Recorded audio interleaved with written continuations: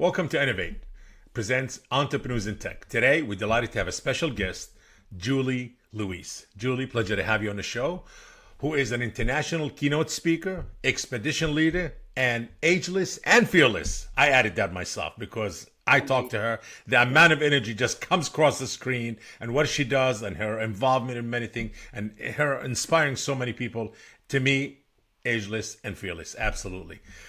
Julie, thank you for joining us today. And if you don't mind, give us a small introduction about yourself and about your background before we dive into this inspiring, motivational discussion. Amazing. Thank you so much for having me as your guest. I'm originally from the north of England, from Yorkshire. However, I have spent the last 26 years living in the Middle East with a couple of years in Hong Kong. So very much an expat, very much a gypsy soul, very much the one that was different in the family, that didn't work for the family business, that had an eye set on the world and kind of went missing in action when I was 27 years young, which is so much younger than I am today.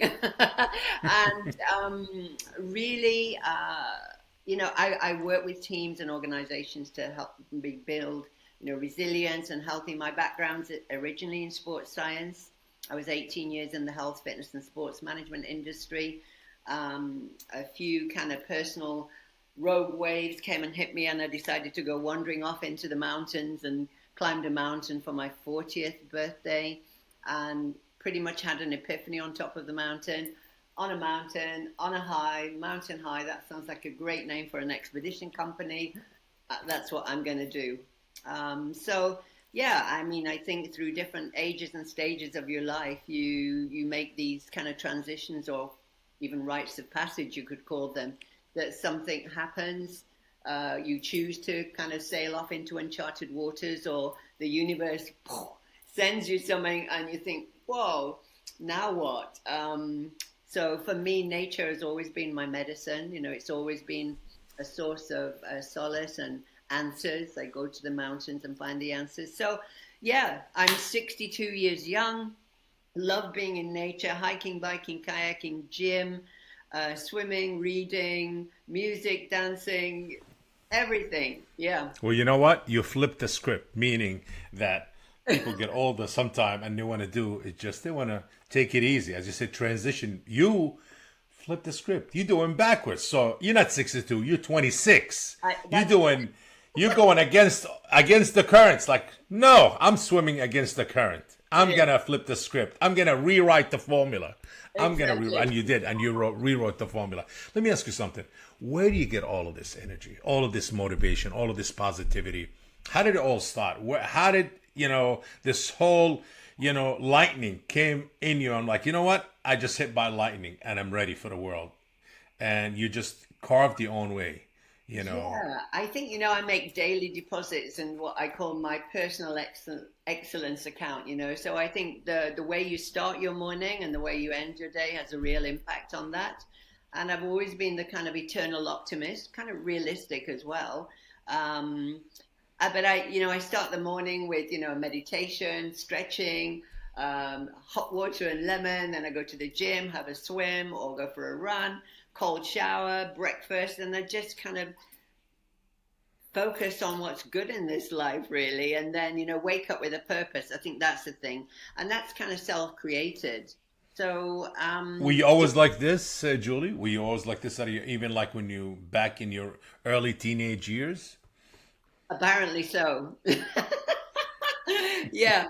I mean, my dad used to say, I'll pay you £5 if you can just sit still for 10 minutes. Because I was always kind of wanting to go outdoors, climb things, ask lots of questions. I was like the ultimate curious kid that just wanted to be outdoors playing. I could never sit still, really. And so when I did need some extra pocket money, I'd sit still for 10 minutes. And that's how I had some extra pocket money. But I love people, I love places, I love learning and growing. And I'm kind of refiring, people say, oh, 62, in your 60s, what about retirement? I said, what about it? I don't know anything about it, and I don't want to know until I go upstairs. I'm a big believer in living fully so that you can leave fully. And I've got a lot to give still. And I think because, when you come from a position of like having joy and purpose and feeling that you're making a difference, that just keeps you young and energized. It's like a hyperdose. Yeah. So for me, just talking to you in that short period of time, I noticed that physical activity is a it plays a big role in your life. And is Yes. this really the what keeps you going? Being physically active, and what keeps your endorphin in your mind going, constantly on the go, constantly on learning, constantly on moving, constantly adapting new ways and new things. And what also I want to know, I mean, two questions. The second one is, what led you also to inspire others and help others? Like, you know what? This is my mission in life. I want to help and inspire others, lift people up, create growth in their mind, in their body, in their physical daily activities, in their relationships. Tell us all that. I think because I studied sports, I was always very active as a child. That was a given. And then I was fascinated by the physical capabilities of the body. So studying sports science and then, realizing that it's not just physical, it's mental, it's emotional and spiritual. I think the Asians have this saying that, there's your body is a home and you've got four rooms in it, your physical, mental, spiritual and emotional. It's important that you spend time in each room. So I think it's very clear that you can be physically fit, but mentally, emotionally, spiritually, if you're not on the same page or not fired up, then it's not going to happen. Um, so really, I think because I've had stages in my life where I have, plateaued and hit rock bottom, when things don't go the way that you want them to, it's always like, what can I do? And I've always gone to the gym, go for a walk, go for a long swim, nature, and then read, watch things. I think when we listen to music, watch movies, read good books, it's like going into a portal of a different world and actually shifting your perspective. So when you learn and grow yourself, you think, oh, it'd be really cool to share this now because it's so good. I want other people to know it. And I think now, especially, during this age of, so many changes, so many challenges, so many different things happening collectively, that people need some positive anchors, some grounding, some, to be a force for good, basically. So if I can help people that are in their 20s, 30s, 40s, 50s, even people that are struggling with the idea of being 60, it's like, get over it. Just find something that you love, have a purpose, stay active. Yeah, I mean, it's just in my DNA, let's say. Amazing, really amazing. You mentioned something. You just said, there's a point in my life where I hit rock bottom. What was the turning point in your life when you hit rock bottom that made you change all of this around and turn it around and Yeah, taking that positive path?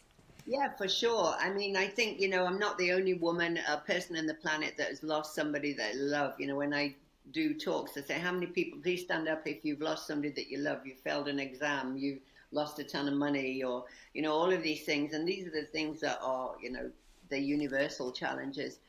When I was 36, my husband of 7 years, a professional squash player, literally fell to the Amazing. floor after a match and just didn't get back up again. He was 41, I was 36.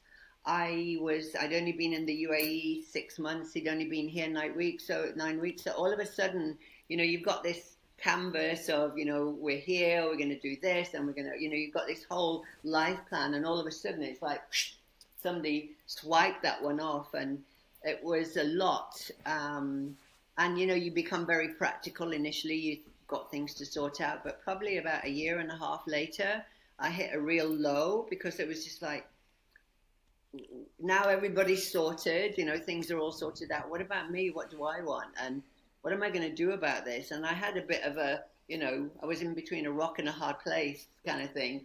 Um, and so I went traveling. I think for me, there's three things: there's tears, there's a journal, write how I feel, but then there's a journey, whether that's an inner one where you go inwards, or whether you say, screw it, I'm leaving my job, I'm going walkabout. And I wandered around Australia for about 8 weeks, keeping a journal. Then I went to the States. And then I went to Malaysia and I saw a gorgeous, gorgeous, gorgeous, gorgeous mountain that had my Wow. name all over it. And it said, In Julie, Malaysia. in Yeah. Malaysia. come here. I've got a message for you. So it was actually from this kind of the depths of grief, for want of a better word, the valley of grief, to actually start to look up and say, I'm still a daughter, I'm still a sister, I'm still an auntie, I'm still a, a good friend, that when things like that happen, you just question, who am I? What's my purpose? What am I doing here? Kind of thing. So the mountain was the message for me, to actually see things from a higher perspective, realize that I was strong, that that there was a new purpose for me, and that I had this now blank canvas and I could paint whatever I wanted on it. So I think sometimes those kind of adversities, you either go down with them, or I turned it into a big adventure and said, "Hey, world, watch out! I'm back." So traveling does play a big role in your life, besides being Oh, being physically active, exploring other cultures, seeing the yeah. world, learning more. Yeah, for sure. I think, travel, there's a beautiful quote by Ibn Battuta: travel leaves you speechless, then makes you a storyteller. Because when you change, even if you go into a Correct. different state in the US, you're seeing, hearing, feeling, smelling, tasting, experiencing something so new that become neurally alive. Whereas if you're just going from home to work, home to the same restaurant, home to the same, you become stagnant. The minute you Yes. step out, you're like, wow, how do I do this? Where do I find this? You have to ask more questions. It's like this explosion of information. And for me, it's always been interesting. Or what do they wear? What do they believe in? What food do they eat? Is there mountains? Is there forests? Is there oceans? So to go to travel is like going to school for a year for me. What you learn in a week about the culture, the religion, the people that you meet is incredible. Yeah. So you were the first female to start an exploration kind of agency, travel, and more, but an adventure side, you Yes. know. And so Yeah. you led 70 expeditions. Let's talk about that. What motivated you to start that? I know you love travel, and travel is one of Yes. the, it's kind of a dosage of energy and dosage of life Mm. you get from it. Yes. So let's talk about that. Yeah. So, I mean, literally, Bob, after climbing that first mountain and having that kind of epiphany, that soul tap, start a business called Mountain High kind of thing. I didn't have the courage to do that until a year later. And in 2003, I took 18 women to Everest Base Camp in Nepal, and literally came back from that trip and just thought, I was born to do this. No more office jobs, no Wow. more sports center management. So I literally started the business in 2003. And at that point in the UAE, probably the Middle East, there was no other female-led expedition companies.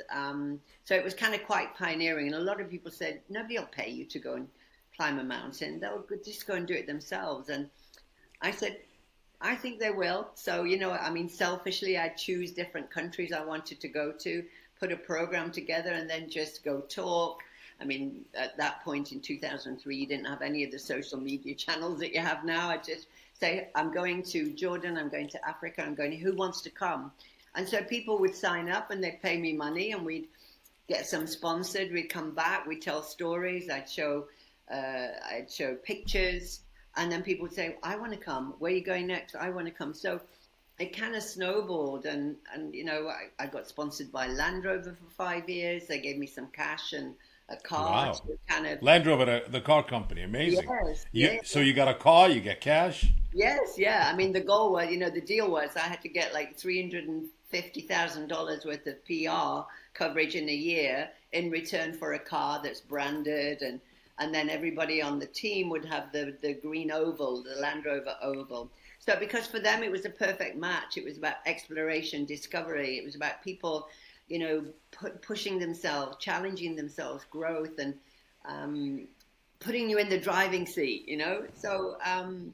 So because I was the first one to do it, it got a lot of interest from the media. Like, why did you climb a mountain? Tell me about this. And these women that are all ages, all shapes, all sizes, people kind of saw that Amazing. exploration adventure was like for big hairy men that, and no, anybody who wants to push themselves and learn new things. So it was very newsworthy, really, and even more so now. I mean, look at what you can do now with technology. I mean, when I was in base camp Nepal, I had a regular SLR camera, snap, snap, snap like that. Now I go, I take a picture and boom, send it, and it goes everywhere across the net. So it's much easier to market things these days. So it just became And like a rolling boulder that just kept gathering momentum. Yeah. and you also a speaker, correct? Yes. Yes, and you speak in events or gatherings mostly about motivational, changing people's lives, turning it, pick yourself up. Tell us about that. Very intriguing and very interested to hear about it. Yes, I think when you've traveled and I had different experiences, you come back and you tell stories. And because I was doing that to small groups of people, business groups, sports association, people said, Julie, you're a really good speaker, because you're very authentic, you're very raw, you tell it, you say it the way that it is. And you've got really good stories, and then how you can apply that to your life, even if you don't want to climb a mountain, what is your mountain? Your metaphorical mountain. So I thought, maybe I could be a speaker. And so I just kind of put myself out there and wrote a book in 2016 called Moving Mountains, Discover the Mountain in You. And Amazing. another book this year called Uncharted Waters, Discover Your Hidden Depths. And people kept saying, you're so resilient, you're so. And I thought, what is resilience? So I Googled resilience, and then I studied resilience with a bunch of business psychologists. So most of my sessions really are about adventure, nature, resilience, transformation, just really, changing adversity into adventure, fear into being fearless, your wounds into your wisdom, and actually just saying yes to the adventure of life. Yeah. Adventure of life. Question. You motivate, you speak, you wrote a book. Two things. One, they say there's a thin line between being confident and Yeah. being arrogant or Yeah. ignorant. Yeah. And there's a thin line of being full of energy and go, go, go and lost. Yeah. Like it's fake energy. Yeah. It's like I really don't know what I'm doing. It's just an act. It's just Yeah. a poker face or poker outfit. That's it. But I'm really Yeah. not. Let's talk about that. And I think that a lot of people face that. Probably they do. People say, "Oh gosh, you're such an extrovert," but there's a huge side of me. I'm an ambivert. I mean, I just spent the last 2 days in Dubai at the Gladiator Summit, hundreds, thousands of people, and now I've kind of come back to my reclusive, creative zen den to just kind of recharge and integrate and process. So I think there are times when you do need to show up and have that energy. Um, and there are times when you can actually be a very different person. So it's really who's in the audience. What do they need right now? Do they need somebody who's um, buzzing, or do they need somebody that tells it the way it is? And I think I can flip between those different kind of personalities. Um, so it is important, yes. I mean, to be authentic and real and humble with it as well. I mean, I'd like to think, even though you've got to toot your own horn when you're a solopreneur, unless you can pay a PR company to do it for you, you really have to kind of put yourself out there, really, in a good way. Is the word entrepreneur being used, overused, loosely, and just like everybody's an entrepreneur, everybody's a solopreneur? Uh, Is it Um, been kind of overused, you know, and we kind of diverted, focused on the word, than the meaning of it and the path? that's a great question, actually. I mean, I think entrepreneur could be, I mean, anything that you're entering as for the first time you're doing something, whether that's I mean, people say authorpreneur now, adventurepreneur. Yeah. It's that moving, choosing a different path, basically, instead of the kind of corporate kind of structured things, that you have that flexibility and freedom, and everybody thinks it's just going to be so wonderful, and then when you get into that, you think, it's taking longer, it's costing more, I'm working longer. It comes with Lots of pros and I'm cons. stressed out more. I'm more Yeah, yeah, stressed out. exactly. I'm Yeah. working 24 hours. I'm on the phone 24 hours. Yes. Do people And it's know always the path of being expected, an entrepreneur or Yeah. being independent? Let's use the word independent. Do they Yeah. know the path? No, I don't think so. I think Mm, they just say I'm an entrepreneur and it's gonna rain. It's yeah. gonna rain opportunities, chances, money, or luck, and all of that. They don't know Yeah. you have to create all of that now. Oh my gosh, yeah. It's, you can't just wait for it to come to you. You've got to be out there Yes. hustling, and you've got to know that you're going to have some winters and you're going to have some summers and springs, and you've got to I prepare think for all. more winters and more blizzards than sunshine. Yeah. Yes. Yeah. I notice I watch a lot of social media and a lot of Mm, motivationals, and some, not everybody. I love a lot of the positive, motivational, inspiring speakers out there, but some of them they always kind of lately I see there's a push. You don't need school. You don't need education, and I'm like, mm, this is the wrong message. yeah. There's nothing wrong for working for other companies and learning. Some of the happiest and most successful people I know, they all Yeah. work in corporations. They started from the day they graduated, they worked the corporate ladder and they doing amazingly, financially, emotionally, family wise, health wise, happy.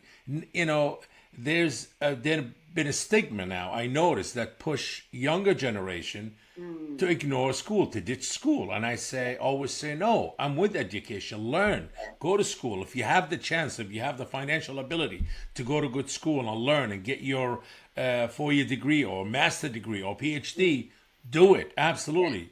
And Yeah. learn, work for other companies, learn, see what's missing in the market. Yeah. And at the right time, yeah, they say, well, there's never the right time. Correct, but there's also you have the ammunition, you have the skill that you learn. You started to look, you develop the connection, the network, and see what's missing in the market. Don't go in it blindly. I done it in the past, and I tell you, it's costly. It is Yeah. costly Yeah. financially, mentally. It takes a toll on you. Yes, because if you go on anything blindly, just based on your emotions and feelings, say, hey, I feel good about this. I'm going to do this business, and it's have you worked in it? Do you understand it? Do you know what it takes? Is there a gap there? Is there a need for it? What are you covering? What are you trying to establish? And I think a lot of the basic thing, the foundation of all of that, nobody looks at it anymore. Mm, It become I more of an with emotional you. thing. Yeah, no, I'm with you on that. I mean, I went through a traditional education, got my O&A levels, went to university, got a job. I mean, I didn't start my first business until I was 41.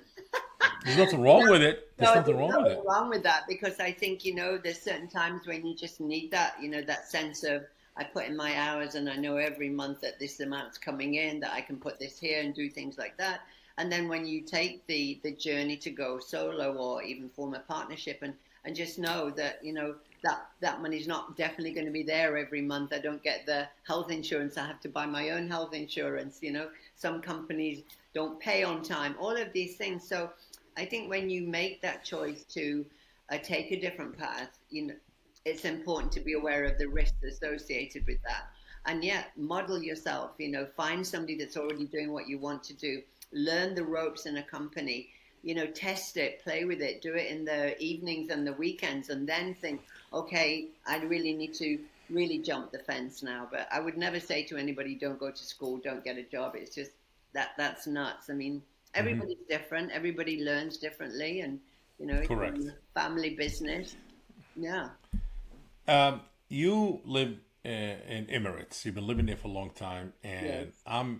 I connect with a lot of people who resides in Dubai, in Abu Dhabi, in Qatar, in Ras Al Khaimah, where you are, Mm, and a lot of these in the Gulf, especially. I'm noticing more and more. A lot of the people I connect, a lot of the motivational speakers, a lot of the people who are helping others, inspiring others. There's so many, and it's all everybody going to Dubai. Is it becoming the place for such a thing? Is it? There's so many great speakers there. I came across through LinkedIn, and I had few of them interviewed on my podcast. One of them is a mutual mm, friend of ours, Darius Sodi, yes. and yes, and others coming on the show also. Let's talk about that. What is the secret recipe or the secret Why everybody's going to Dubai? Why everybody goes to Emirates or that Yeah, part of the Middle East, the yeah. Gulf? For such things, is it so much positivity? Is it because it's new, or is it? Please, safety, I So, guess one of it, but there yeah. has to be a lot more than that. I've lived here, Bob, for the last 26 years. So when I came in 1997, it was classed as a hardship posting, to be honest with you. Now it's like a paradise posting. It's like bees to the honey. I mean, the transformation, the growth, the infrastructure, the whole vision for the country is just exploded. And the marketing that the UAE have done globally, travel markets, and through different media groups by having these, COP28, the richest horse race, the infrastructure, the buildings, the sports. I mean, so many things that it's become, a very easy place to live and work. It's probably one of the few countries where you can have over 100 different nationalities that live together peacefully. There's Amazing. incredible. It's a country Yes. where you'll have a church, a mosque, a synagogue, and everything all And in one. and a And Buddhist temple and a yes, yes, exactly, and a Hindu temple. Yeah, yeah. yeah, totally safe. I could walk out here at midnight, 2 in the morning. I could leave my car unlocked. I could leave my bag on a chair and go to the bathroom. I mean, there's a lot of good reasons for people to come here, and I think Yeah. because it's got that now positioning in the globalized now, that when you look at the different summits, the speakers, Mind Valley are coming here and doing a big future summit, future human summit. The different sporting events, the different AI, the technology, the architecture. Some people just kind of come and want to see that beautiful museum of the future. In Saudi, for example, as well, the Beyond Project. So it's a place where there's a lot of things happening. People feel safe. They've got all the facilities. It's a melting pot. You can sit in a restaurant and hear 8 different languages. Everything's so different. When I go back to the UK, it's like everybody's the same. Everybody looks so miserable and grey, and the weather's terrible, and it's not really safe to walk here anymore. And, I mean, that's a bit of a generalization. Yeah. I just think, people visit it, and think, wow, you know, it's a great place to be. Amazing. Julie, what's next for you? What's up in the agenda? New Year is coming and a lot happening. So Yeah. I'm sure what's on the drawing board. If you Well, don't mind, share with us and our audience at Entrepreneurs in Tech here. yes, yeah. I kind of the person that goes off, like I'll wander in the desert now, very soon, to just kind of say, what do I really, really want? Next, who am I? What's my purpose? I'm really big on things like that. I know people kind of, go and I will party, of course I will, celebrate. And I think, I've never been one of like setting New Year goals and everything. I kind of focus on intentions right now, thinking what went well this year, what didn't go so well this year, what were my highs, my lows, my plateaus, how do I want to show up, what difference do I want to make. So I do kind of a lot of inner stuff. And I think really it's very much still being the best version of myself, being of service to myself and being of service to others. So there's definitely another book, and Oh, of, amazing. which Okay, will beside what is the first book? Mountain Heights, right? Moving Mountains, Moving Discovering Mountains, Mountain yes. You, Excuse and me, then Moving Mountain, yeah. this was the one, Oh, this year, lovely. Uncharted Uncharted Waters. Waters, Discover Your Hidden Yes. Depths. So book number 3 will be Forest Wisdom. So they're all nature-based personal development books. More speaking and really yeah, just teaching. I mean, I'm looking at a swimming event in Croatia on the physical. I put physical, mental, spiritual, emotional, financial, all those areas, and you think like 3 goals and then steps and timelines. So I do that kind of left brain analytical, logical stuff, and then you do 3 countries I want to go to, 3 causes I want to support, Wow. all of those kind of things, so that you kind of create some kind of a master plan. But I normally go for a long walk, a really, really long walk. and just kind of off the radar for a little while. Um, It's always good. You need that. Your yeah, little sanctuary, nature, yeah. natural sanctuary. Yes. Walk barefoot, get some sun, away from the screen. One of my slides in Yes. the presentation was less screen, more blue and green, because I think nature Oh, I like that. definitely Less gives us screen, more blue and blue and green. I green, like yeah. it. And it's like go swim in the sea, go and sit in the park, go hug a tree, play, because we get so serious sometimes. We get so, looking, Yes. Worked up and yes, yeah, yes, yeah, yes. yeah. Um, look back at your journey, an interesting one and an inspiring one. Mm, And definitely, probably there's a book in the works for the whole journey. Um, any yeah. advice for any of the young entrepreneurs who are going to be inspired by you after they watch this interview, and the people obviously you're inspiring, or every day you're helping, you're talking to? Yeah. What advice you would give any entrepreneur who wants to take that path of being an entrepreneur and carve their own path in life and make a mark like you did? I think it's kind of deciding exactly what you want to do and then letting go of anything or anybody else that doesn't take you towards that goal. There's a lot of distractions, and sometimes, and I'm very because I'm such a curious person. I sometimes, there's too many side dishes, and I think no, focus on the main course. There's too many things. So I think as a solopreneur, entrepreneur, whatever you want to say, is decide exactly what you want to do, and then just let go of the rest. Have a tribe of people around you that are supportive. Um, take calculated risks. Embrace failure as growth. Don't think, definitely prioritize self care. How am I thinking, eating, moving, sleeping, hydrating? Because your body, you have two homes. You have your body and the earth. And if your body and your mind and soul is not firing on full cylinders, yeah, it's going to be difficult. Have mentors, guides, read, continuous learning.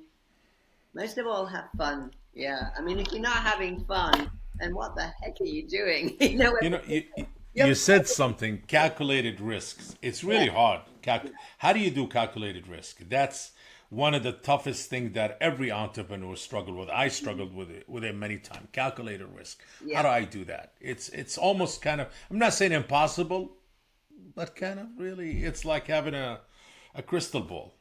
It is. This is it. Yeah, it's a Julie got the crystal ball. Yes, for calculated risk. it's a She's way. always ahead of the curve. That's why she got the crystal ball What's by her going to side. happen? What do I do? Yes. I think, Bob, it's when I'm making decisions, I look at like, okay, what's the worst thing that could happen? What's the best thing that could happen? Because it's usually something in between. So when I Hmm. say calculated risk, what is the worst case scenario? This could happen. This, so how could I mitigate that? What is the best? And it's usually something in between. And then you just Got don't it. know because I mean, who knew in March 2020 that the whole world Yes. would, you know, go into lockdown? Nobody. I will never even thought about it in a million years. Mm. And Yeah. that was now it seems like a time warp where those 2 years. I Yes. mean, I had to Yeah. cancel six expeditions. I had five speaking gigs that were just like forget it. And all of a Wow. sudden, I like have to learn how to use Zoom and Teams, and now Chrome, and so I think we all had to really, I don't like that word pivot. We all had to just think, okay, I can't do what I normally do. What can I do instead? What can I do? And depending on your circumstances, financially, Amazing. where you were geographically, where did you have people around you, or were you stuck in some studio in a big city? All of a sudden, that job that you were meant to start next week, or that university course that you were meant to, everything changed for everybody. So yeah, yeah, Well, amazing. Great answer. Julie, I really want to thank you for this amazing, inspiring interview and discussion. Very positive, and I'm sure our audience will enjoy it at Entrepreneurs in Tech. Would love to have you again. Keep us yeah. posted. Good luck in the third book also. Just want to thank you for coming on to Entrepreneurs in Tech. Thank And you so just much. Yeah. my pleasure. Be sure to follow us on social media. Until next time, keep innovating, be curious, think out of the box, and keep moving like Julie does. Explore the world, travel, learn other cultures. Absolutely. Be hungry for knowledge, for, as she said, more green and less time screen. Yes. And the last bit Yes. of advice, when you're between a rock and a hard place, be like water, because water always finds a way. I like that. I like Yeah. that. This is the second thing I heard. First one, somebody I had somebody on the show. His name is Damon West, and he been through also what a journey he been through, and he's also very inspiring and a great speaker, keynote speaker, and travels all over the country here in the States. And he said, be a coffee bean, because a coffee bean always, you put it in the water, Yeah. and it's an agent of change. It changes everything. Oh, wow. And yes, and be always a coffee bean, yes. And you said when you stuck between a rock and a hard place, like water, because water always finds its way out. It does. It gets to the Second tiniest one, I little love it. crack. It cannot be Yes, contained. yes, It finds a yes, way. yes. Yeah. Wow, great, great. Second one on my book. Oh, Again, thank you. Well, you heard it first, and you heard it here at Entrepreneurs in Tech with Julie. Be like water if you ever stuck between a hard place and a rock. I'm going to use it. Love it. Thanks again. Enjoy. thank you. If you enjoyed today's episode, make sure to share. Innovate presents Entrepreneurs in Tech podcast. And if you're joining us on YouTube, please like this video and subscribe to the channel. Until next time.